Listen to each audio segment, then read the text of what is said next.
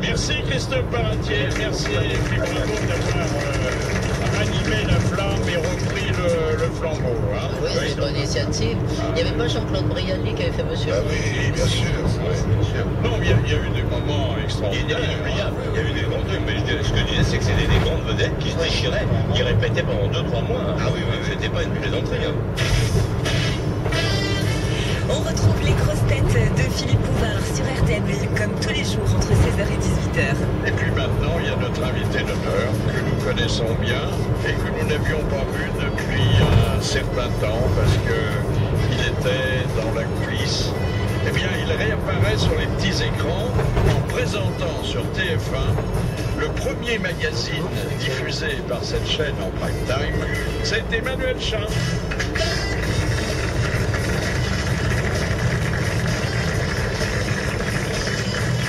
Asseyez-vous, cher Emmanuel Chin, et videz vos poches comme ça. Bonjour Philippe. Voilà, bonjour. Les poches, c'est là. Alors, il y a le poney. Ah bah oui, dites donc. Alors, je constate, en voyant l'argent que peut-être que j'invite dans nos poches, qu'il y a vraiment un problème de pouvoir d'achat en France. Hein. Oui, ils n'ont jamais un sou. Combien avez-vous là? J'ai 9,80 €, mais c'est de la monnaie. Parce que oui, ça va faire des voituriers heureux.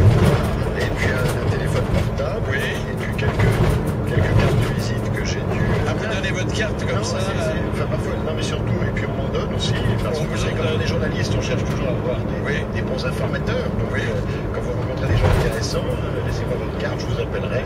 Et pas un petit billet de 10 € quand même, non? Un petit billet de 10 €. C'est fou.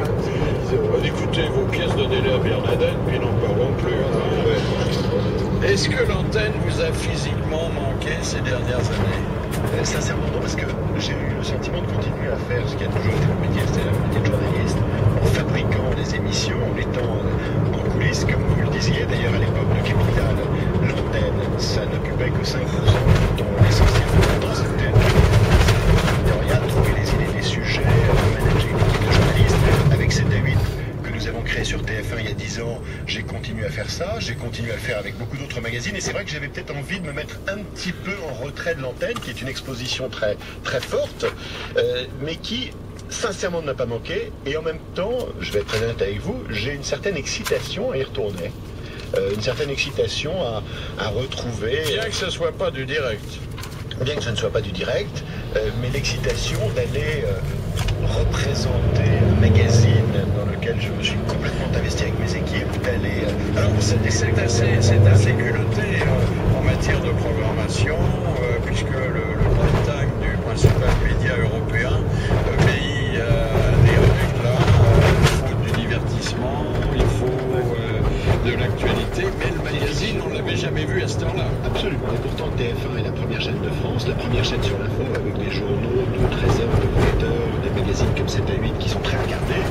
Et donc, à côté de Dr House, des experts, de Koh-Lanta et des variétés, c'est une offre nouvelle et inédite à 20h45 sur TF1. Mais je crois que c'était important aussi que TF1 puisse montrer, en grande chaîne qu'est TF1, qu'elle offrait de l'info, des enquêtes en profondeur.